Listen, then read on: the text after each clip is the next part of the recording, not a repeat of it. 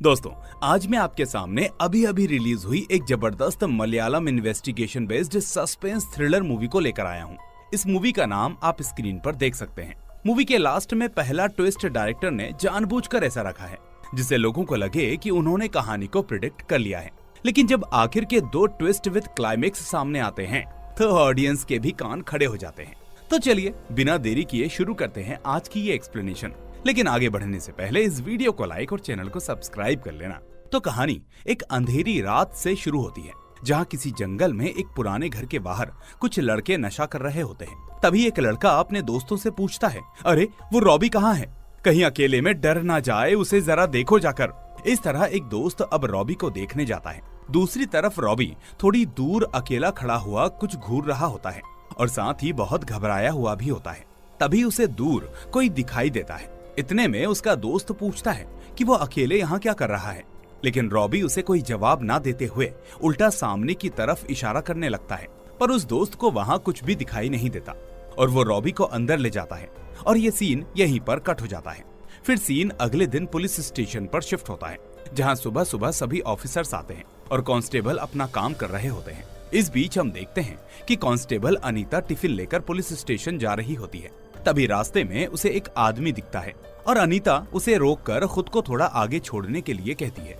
इसके बाद वो उस आदमी के कहने पर उसकी स्कूटी पर बैठ जाती है और हम देख पाते हैं कि अनीता के पास थैली में 2-3 किलो जायफल भी थे जिसको वो अपने साथ लाई थी।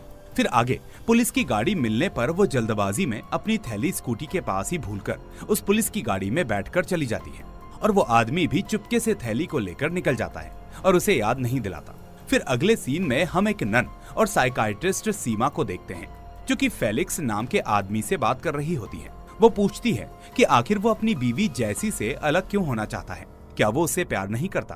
तो फेलिक्स कहता है कि अब मुझे मन की शांति चाहिए और मुझे लगता है कि बाकी चीजों की तरह प्यार की भी एक एक्सपायरी डेट होती है, जैसे फूल खिलता है और मुरझा जाता है। ये सुनकर सीमा उसे समझाती है कि पति पत्नी एक दूसरे की भावनाओं को समझकर खुश रह सकते हैं। लेकिन फिर भी फेलिक्स उसकी बात नहीं मानता क्योंकि उसे तो बस उससे छुटकारा चाहिए था। इसके बाद सीमा जैसी यानी फेलिक्स की पत्नी से बात करती है जहाँ जैसी उससे कहती है कि फेलिक्स हमेशा जिम्मेदारियों से भागता है, उसे कोई मनवन की शांति नहीं चाहिए।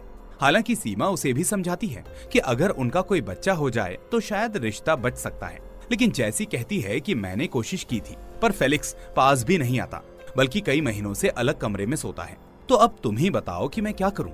ये सुनकर अब सीमा के पास कोई जवाब नहीं बचता और वो वहाँ से चली जाती है। सीन अब वापस अनीता पर आता है जो पुलिस स्टेशन पहुँचती है तो उसे पता चलता है कि एक छोटा मोटा चोर जिसका नाम मैथ्यू है वो कई महीनों से लोगों को तंग कर रहा है और आए दिन चोरियां किए जा रहा है। अब अनीता ये सुनकर शॉक हो जाती है क्योंकि अभी अभी वो उसी मैथ्यू की स्कूटी पर आई थी।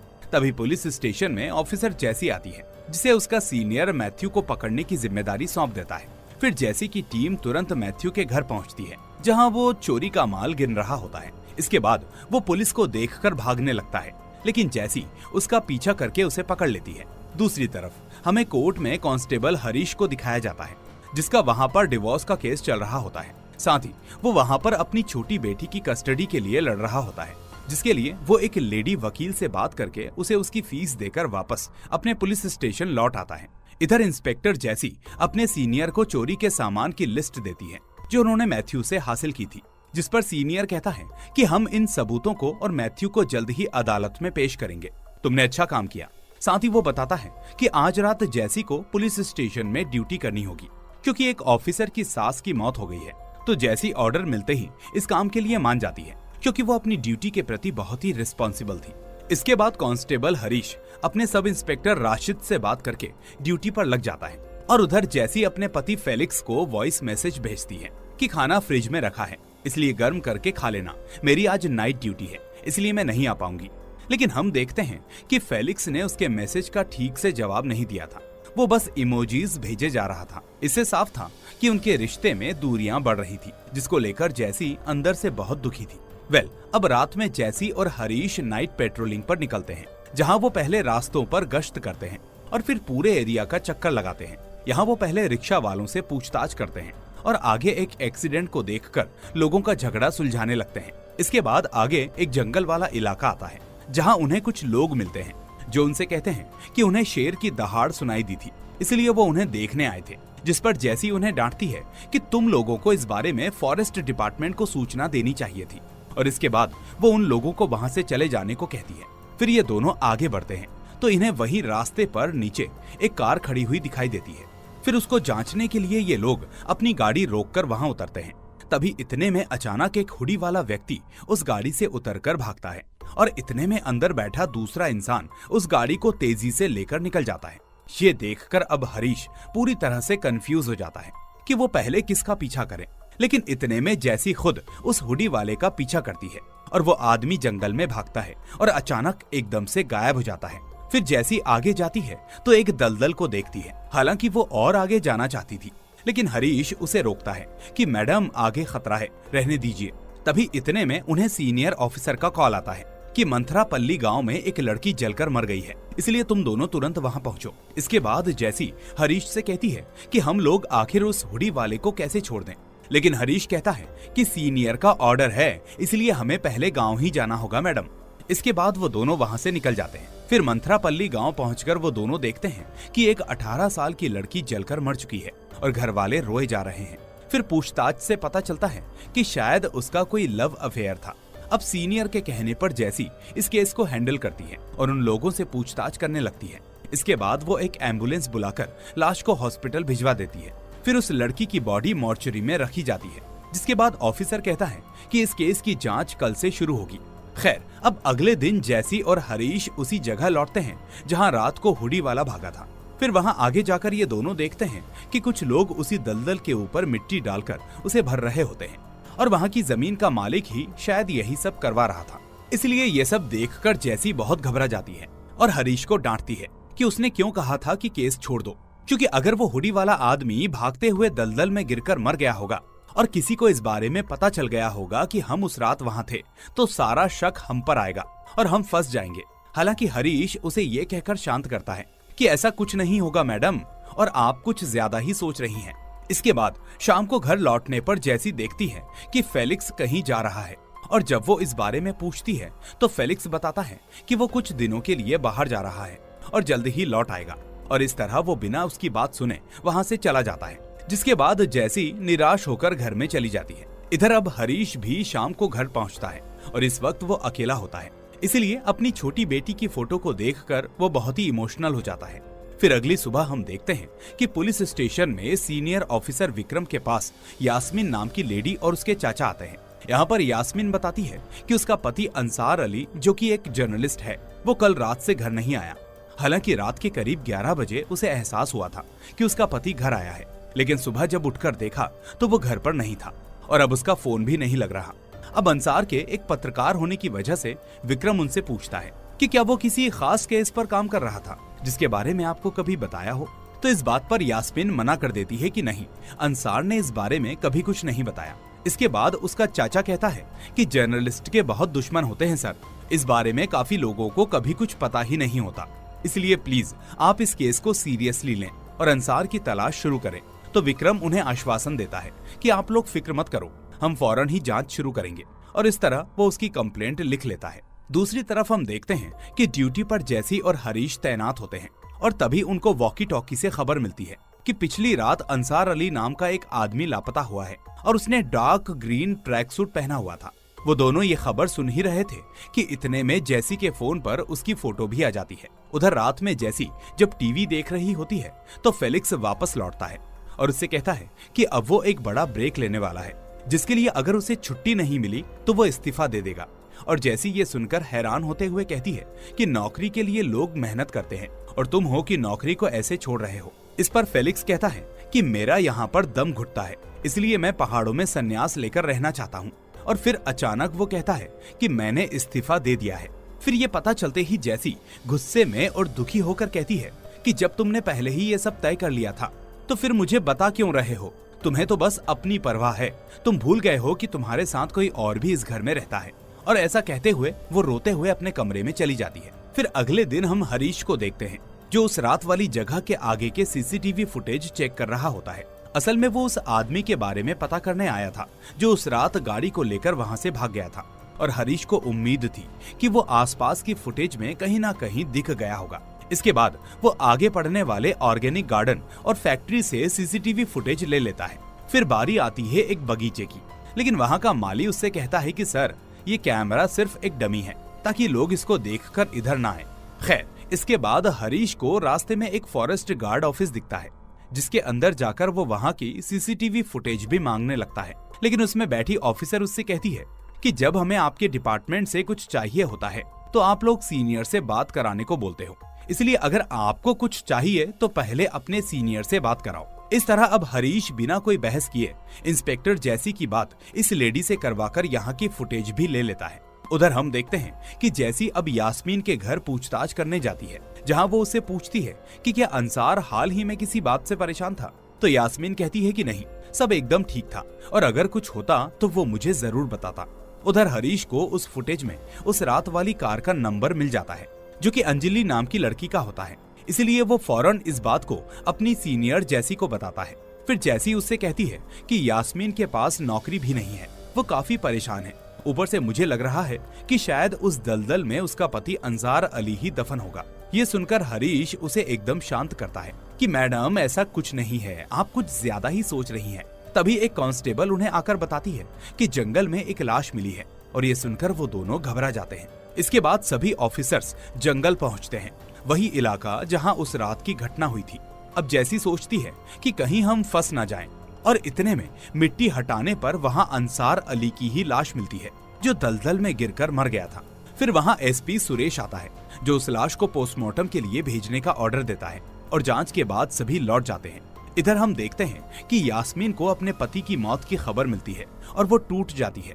उधर जैसी हरीश को 20 मिस्ड कॉल देती है और मिलने के लिए कहती है। फिर मिलने पर वो उसे बताती है कि हमारी वजह से वो आदमी मर गया, लेकिन हरीश उसे समझाता है कि मैडम, हम तो अपना काम कर रहे थे, हम सिर्फ पेट्रोलिंग कर रहे थे और हमें लगा कि वो अपराधी है, इसलिए हमने उसका पीछा किया। फिर हमें क्या पता था कि वो दलदल में गिर जाएगा, इसलिए ये हमारी गलती नहीं है। और मैडम, आप इतना मत सोचिए, क्योंकि मुझे भी कोर्ट जाना है अपनी बेटी के केस के लिए, आज उसकी तारीख है।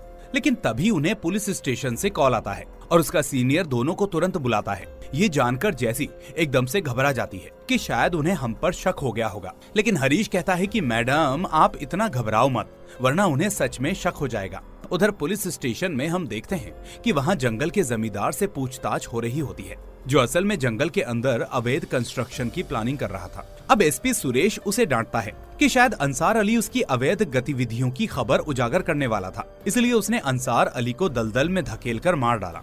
लेकिन जमींदार इस बात से इनकार करता है और कहता है कि वो तो बस दलदलों को मिट्टी से भर रहा था और उसका इस मर्डर से कोई लेना देना नहीं है। जिसके बाद हम देखते हैं कि सुरेश उसे जगह ना छोड़ने की चेतावनी देकर जाने देता है।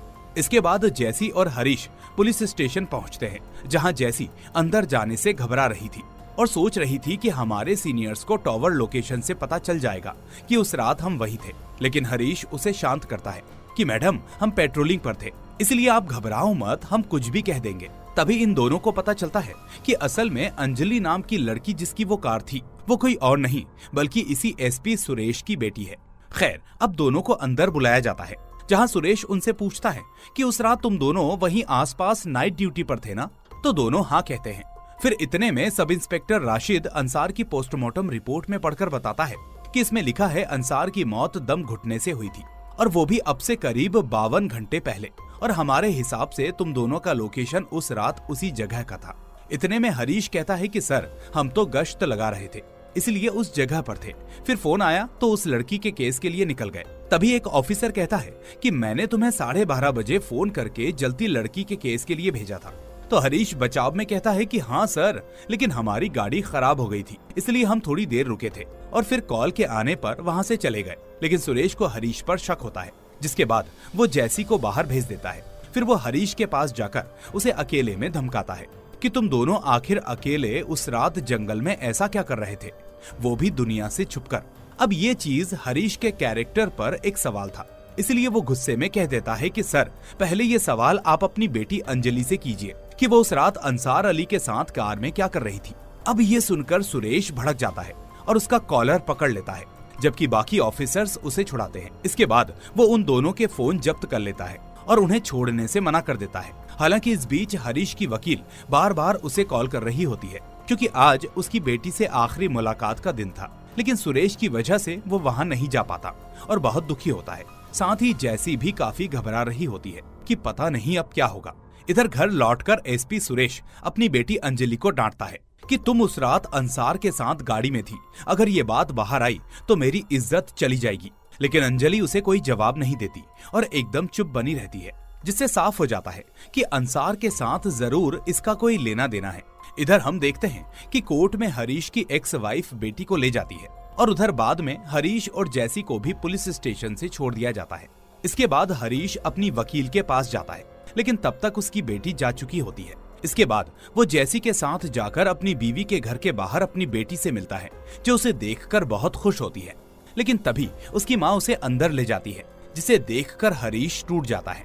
फिर जैसी जब घर लौटती है तो फेलिक्स के कमरे में उसे सिर्फ एक चिट्ठी मिलती है, जिसे पढ़कर वो फूट फूट कर रोने लगती है। अब अकेले में उससे अपना दर्द सहा नहीं जाता, इसलिए वो हरीश को कॉल करती है। लेकिन हरीश बेचारा अपनी बेटी के गम में डूबा होता है, इसलिए वो उसका फोन नहीं उठाता। इतने में जैसी बारिश में भीगते हुए हरीश के घर पहुंचती है और उसे अपने पति की चिट्ठी दिखाती है।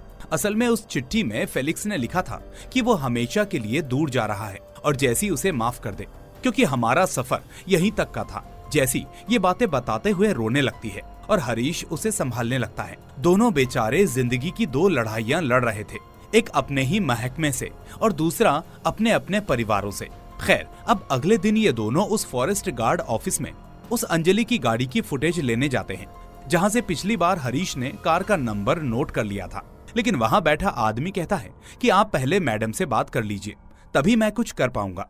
और जब ये दोनों उस लेडी ऑफिसर से बात करते हैं तो वो कहती है कि वो फुटेज तो शायद डिलीट हो गया, अब कंप्यूटर में नहीं है, और ऐसा कहकर वो उन्हें वहां से भगा देती है। फिर ये सब देखते ही हरीश जैसी से कहता है कि मैडम, वो कार एसपी साहब की बेटी अंजलि की थी, इसलिए अगर अंजलि इसमें शामिल होगी तो सुरेश सब कुछ दबा देगा और हमें फंसा देगा, इसलिए हमें ही खुद इस केस को हैंडल करना होगा, वरना एसपी हमें नौकरी से निकलवाने के साथ साथ जेल में भी पहुंचा देगा। फिर गाड़ी में जाते वक्त वॉकी टॉकी पर खबर आती है कि अंसार अली मर्डर केस में जैसी और हरीश को संदेह के आधार पर सस्पेंड कर दिया गया है, जिसे सुनकर ये दोनों टेंशन में आ जाते हैं। इधर पुलिस स्टेशन में बाकी ऑफिसर्स सुरेश से कहते हैं कि सर, जैसी और हरीश ऐसा नहीं कर सकते, हम बरसों से उन्हें जानते हैं, वो हमेशा अपने काम पर टाइमली आते हैं और बहुत ही मेहनती हैं। लेकिन सुरेश उनसे कहता है कि जैसी का पति फेलिक्स गायब है और फिर भी उसने उसकी कंप्लेंट तक नहीं की। साथ ही ये दोनों उस रात घटना स्थल पर थे, आखिर हमें इससे बड़ा सबूत और क्या चाहिए। तो इस तरह वो दोनों का सस्पेंशन लेटर जारी कर देता है, जिसके बाद दोनों आते हैं और अपना अपना सामान वहां रखकर चले जाते हैं। फिर अगले दिन वो दोनों सब इंस्पेक्टर राशिद से मिलने जाते हैं, जहां हरीश उसे बताता है कि सर, शायद अंजलि और अंसार अफेयर में थे और उस रात मिलने आए थे, लेकिन हम वहां गलत समय पर पहुंच गए, जिसके बाद वो बचकर वहां से भागे और शायद भागने में अंसार के साथ वो हादसा हो गया। ये सुनकर राशिद कहता है कि सुरेश जानबूझकर अपनी बेटी को बचाने के लिए ऐसा कर रहा है, या हो सकता है कि उसका कोई और भी मकसद हो, इसलिए उसने मुझे भी इस केस से हटा दिया है और खुद उस केस की फाइल तैयार कर रहा है। तो अब तुमको ही अपने हिसाब से इस केस की जांच करके अपना नाम साफ करना होगा, वरना तुम्हारा सस्पेंशन डिसमिसल में बदल जाएगा और नौकरी भी चली जाएगी। अब दूसरे दिन जंगल के उस गड्ढे के पास एक रिपोर्टर दो स्थानीय लोगों से बात कर रहा होता है, जहां वो कहते हैं कि दलदल में कोई ऐसे ही नहीं मरता, किसी ने जरूर उसे धक्का दिया होगा और जब वो बाहर निकलने की कोशिश कर रहा होगा तब उसे रोका गया होगा, जिससे दम घुटने से उसकी मौत हुई होगी। उधर बस में जाते हुए हरीश और जैसी ये न्यूज अपने मोबाइल में देख लेते हैं और समझ जाते हैं कि इसका मतलब अंसार गिरकर नहीं मरा, उसे जरूर किसी ने मारा है। तो इस तरह उनका शक अब सुरेश पर और गहराने लगता है। फिर अगले दिन जैसी सीधा अंजलि से मिलती है और अंसार अली के बारे में पूछती है, लेकिन अंजलि उससे बात करने से साफ इनकार कर देती है। पर फिर भी जैसी उससे बहुत रिक्वेस्ट करती है कि हम इस केस में फंस गए हैं, इसलिए प्लीज हमारी मदद करो और जो भी तुम्हें पता है वो बता दो, हम किसी से नहीं कहेंगे और तुम्हारे साथ साथ खुद को भी बचा लेंगे। लेकिन अंजलि इतने पर भी बिना कुछ कहे वहां से चली जाती है। इसके बाद रात को हरीश अपने दोस्त रंगनाथन से मिलता है, जो असल में एक पॉलिटिकल कार्यकर्ता के तौर पर काम करता था। हरीश उससे इसीलिए मिलने आया था क्योंकि उसने पता किया था कि 14 जून की रात सुरेश उसी पॉलिटिकल पार्टी के प्रोग्राम में गया था जहां रंगनाथन एक कार्यकर्ता है। तो इस तरह अब वो उससे पूछता है कि 14 जून की रात हमारे एसपी साहब सुरेश कहाँ थे, क्या तुम्हें पता है? तो रंगनाथन बताता है कि उस रात वो हमारे नेता के इवेंट में आया था, लेकिन ज्यादा देर नहीं रुका, जैसे कोई इमरजेंसी आ गई हो। इस तरह अब हरीश यही बात जैसी को कॉल करके बताता है, लेकिन दोनों के लिए मुसीबत बढ़ती जा रही थी क्योंकि इतना सब करने के बाद भी दोनों को कोई सबूत नहीं मिल रहा था, ना तो अंजलि या सुरेश को दोषी साबित करने का और ना ही खुद को निर्दोष साबित करने का। इसलिए अब ये दोनों डिसाइड करते हैं कि वापस जाकर उस क्राइम सीन की जांच करेंगे, शायद इन्हें वहां पर कोई सबूत मिल जाए। उधर हम देखते हैं कि सुरेश अपने दो खास आदमियों से कुछ गुप्त बातें करता है और उन्हें कुछ बताता है। फिर सुरेश अपनी टीम के साथ जैसी के घर पहुंचता है और फेलिक्स के लापता होने की कंप्लेंट ना लिखवाने का कारण पूछता है, जिस पर जैसी उसे उसकी चिट्ठी दिखाती है और बताती है कि मैं कंप्लेंट करवा के क्या करती, वो अपनी मर्जी से गया है और वो भी हमेशा के लिए। लेकिन ये चिट्ठी अपने पास रखकर सुरेश थोड़ा मुस्कुराता है और घर से बाहर निकल जाता है, जहां उसने पहले से मीडिया वाले बुला रखे थे। फिर मीडिया के पूछने पर वो बोलता है कि अंसार अली मर्डर केस में जैसी पर शक और गहरा गया है क्योंकि उसके घर से कुछ सबूत मिले हैं। बाकी हम आगे जांच कर रहे हैं कि जैसी का उससे क्या लेना देना था। अब जैसी ये देखकर बहुत परेशान हो जाती है और समझ जाती है कि सुरेश उसे फंसा रहा है। उधर अंजलि भी टीवी पर ये न्यूज देखकर बहुत बुरा महसूस करती है कि जैसी के साथ गलत हो रहा है। तभी इसी बीच रंगनाथन अचानक हरीश को बुलाता है और उससे कहता है कि मैंने तुम्हें पहले गलत बताया था कि सुरेश सिर्फ हाजिरी लगाकर तुरंत चला गया था, लेकिन उस दिन एक खास बात और थी कि उसके दोनों खास आदमी बिजॉय और विनोद जो उसके साथ आने वाले थे वो भी वहां नहीं आए थे। तो रंगनाथन के हिसाब से उस दिन जरूर कुछ न कुछ तो हुआ होगा जिस वजह से वो दोनों नहीं आए और सुरेश को भी वहां से जाना पड़ा। उधर हम देखते हैं कि ऑफिसर राशिद जैसी और हरीश से मिलता है और उन्हें बताता है कि मंथरापल्ली में जलकर मरने वाली लड़की का बॉयफ्रेंड रॉबी अपने दोस्तों के साथ उस दलदल के पास वाले पुराने घर में अक्सर शराब पीता था, इसलिए अगर वो उस रात अपने दोस्तों के साथ वहां था तो उन्होंने जरूर कुछ देखा होगा। इसलिए हमें रॉबी और उसके दोस्तों से पूछताछ करनी चाहिए। अगले दिन अंजलि खुद जैसी से मिलने आती है और उसे सॉरी बोलती है कि उसने उसे उस दिन कुछ नहीं बताया और इस तरह आखिर में वो उसे अपनी पूरी कहानी बताती है, जिसके बाद जैसी के सामने एक बहुत बड़ा राज खुलता है। दरअसल अंसार अली और अंजलि कॉलेज के दिनों से एक दूसरे से प्यार करते थे, लेकिन अंजलि के पिता सुरेश को ये रिश्ता मंजूर नहीं था, इसलिए उसने करीब 7 से 8 साल पहले अंजलि को पढ़ाई के लिए विदेश भेज दिया और दोनों का ब्रेकअप करवा दिया। फिर कुछ साल बाद अंसार ने यास्मीन से शादी कर ली और साथ ही अंजलि भी अपनी पढ़ाई पूरी करके वापस लौटी, जिसकी तब तक शादी नहीं हुई थी। लेकिन फिर एक दिन हॉस्पिटल में अंसार अपनी प्रेग्नेंट पत्नी को लेकर आया था और वहीं अंजलि भी अपनी दादी को दिखाने आई थी, जिसके बाद दोनों की नजरें मिली और फिर से मुलाकातें शुरू हो गयी। इसी बीच अंसार उससे कहता है कि अब तुम आ गई हो तो हम अब एक हो जाएंगे, मैं तुम्हारे बिना नहीं रह सकता। लेकिन अंजलि उससे कहती है कि तुम्हारी शादी हो चुकी है, इसीलिए ये पॉसिबल नहीं होगा, जिस पर अंसार कहता है कि वो शादी मैंने मर्जी से नहीं की और मैं उस शादी से खुश भी नहीं हूँ, इसलिए अगर तुम मेरा साथ दो तो मैं यास्मीन को तलाक दे दूंगा और तुम्हारे साथ नया जीवन शुरू करूंगा। तो इस पर अंजलि भी उसकी बात मान जाती है क्योंकि वो भी यही चाहती थी। लेकिन इसी बीच एक दिन सुरेश ने उन्हें साथ में देख लिया और अपने गुंडों से अंसार को बुरी तरह पिटवाया। साथ ही उसने उसे धमकी दी कि अंजलि से दूर रहे, नहीं तो अपनी जान खो बैठेगा। साथ ही ये बात जब अंजलि को पता चली कि उसके पिता ने अंसार का ये हाल किया है, तो उसने 14 जून की रात अंसार को जंगल वाले इलाके में मिलने बुलाया। ये वही रात थी जिस दिन अंसार को पीटा गया था।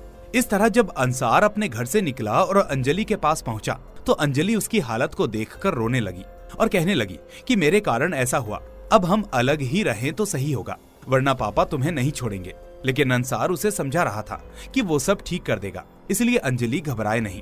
लेकिन ठीक उसी वक्त जैसी और हरीश पेट्रोलिंग करते हुए वहां पहुंच गए और उन्हें लगा कि इतनी रात को कार यहाँ खड़ी है तो इसमें कुछ गलत होगा और इसीलिए उन्होंने उसका पीछा किया। अब उन्हें देखकर अंजलि को लगा कि शायद वो पुलिस वाले उसी के पिता ने भेजे हैं, इसलिए वो दोनों कार के अंदर एकदम से पैनिक सिचुएशन में आ गए। जिसके बाद अंसार उस गाड़ी से निकलकर भागने लगा, जबकि अंजलि अपनी कार लेकर फरार हो गई। फिर जैसी ने अंसार का पीछा किया, लेकिन इतने में वो दलदल में गिर गया और गलती से लापता हो गया। जबकि अगले दिन पता चला कि अंसार दलदल में गिरकर मर चुका है अब राशिद, हरीश और अंजलि मिलकर सीनियर ऑफिसर विक्रम को पूरी सच्चाई बताते हैं कि वो दोनों निर्दोष हैं और अंसार अली की हत्या में उनका कोई हाथ नहीं है। वो ये भी कहते हैं कि संभव है उस रात एसपी सुरेश ने ही अपनी बेटी के अफेयर की वजह से अंसार को दलदल में डुबाकर मार दिया हो। लेकिन विक्रम उनसे कहता है कि अभी हमारे पास कोई ठोस सबूत नहीं है। ऊपर से सुरेश जैसे बड़े अधिकारी के खिलाफ पुख्ता प्रूफ के कुछ भी किया नहीं जा सकता, इसलिए हमें इस केस की और डिटेल में इन्वेस्टिगेशन करनी होगी। तो इस तरह पूरी टीम अब सुरेश की पुरानी हिस्ट्री खंगालती है और वहाँ उन्हें एक चीज पता चलती है। करीब 7 से 8 साल पहले जब सुरेश एक सब इंस्पेक्टर था तो उस वक्त उसके साथ उसका ड्राइवर सहदेव था, जो अचानक नौकरी छोड़कर गायब हो गया था। इसीलिए अब प्रेजेंट में जैसी और उसकी टीम सहदेव को उसके गांव में ढूंढ निकालती है और उससे पूछताछ करती है कि आखिर वो नौकरी के बीच से कहां चला गया था। तो सहदेव उन्हें बताता है कि मैंने सुरेश साहब के गलत कामों की वजह से ही अपनी नौकरी छोड़ दी थी। वो नौकरी मेरे लिए एक दलदल था जिसमें मैं और ज्यादा फंसता जा रहा था। वो बताता है कि सुरेश अवैध तरीके से पॉलिटिशियंस को सपोर्ट करता था और इसी बीच करीब 7 साल पहले एक गरीब परिवार की कॉलेज जाने वाली लड़की के साथ सुरेश ने गलत काम करने की कोशिश की, जिसके बाद वो लड़की कुछ दिन लापता भी रही। और जब परिवार ने कंप्लेंट की तो सुरेश ने उल्टा उनसे कहा कि तुम्हारी बेटी किसी लड़के के साथ भाग गई होगी। लेकिन कुछ दिनों के बाद वो लड़की जब वापस लौटी और उसने सभी को अपना सच बताया तो सुरेश ने रात में उनके घर में आग लगवा दी, जिसमें कि पूरा परिवार जलकर मर गया। और जब ये सब कुछ हुआ तब सहदेव उस रात वहाँ मौजूद था, लेकिन वो बेचारा कुछ कर नहीं पाया और इसीलिए उसने अगले दिन ही अपनी नौकरी छोड़ दी। फिर सहदेव को पता चलता है कि जैसी और उसके साथी किसी अंसार नाम के आदमी के मर्डर की इन्वेस्टिगेशन की वजह से यहाँ आए हैं। इसलिए अब वो यहाँ पर एक और शॉकिंग चीज रिवील करता है। वो आगे बताता है कि अंसार अली भी उसके पास आया था, जिसको सुरेश के काले कारनामों के बारे में सब कुछ पता चल गया था। इसलिए वो सुरेश के इन सारे गुनाहों की खबर दुनिया के सामने लाने वाला था। लेकिन उससे पहले ही मुझे पता चला कि फिलहाल में अंसार की मौत हो गई। अब ये सारी खबर विक्रम को भी मिलती है, जिसके लिए सहदेव की गवाही भी बहुत बड़ा सबूत थी। जिसके बाद वो तुरंत मीडिया को बुलाकर ऐलान करता है कि अंसार अली मर्डर केस में एसपी सुरेश मुख्य संदिग्ध है और उनके खिलाफ कार्यवाही होगी। तो फिर क्या था, सुरेश को गिरफ्तार कर लिया जाता है, जिसके बाद वो बार बार चिल्लाता है कि उसने अंसार को नहीं मारा। लेकिन उसके पुराने अपराधों के सबूत इतने मजबूत थे कि उसे सजा हो जाती है। लेकिन कहानी यहाँ खत्म नहीं होती, क्योंकि जैसी को ये केस आखिर में काफी आसान लग रहा था और उसे शक था कि इस केस की असली परत कहीं और से भी जुड़ी है।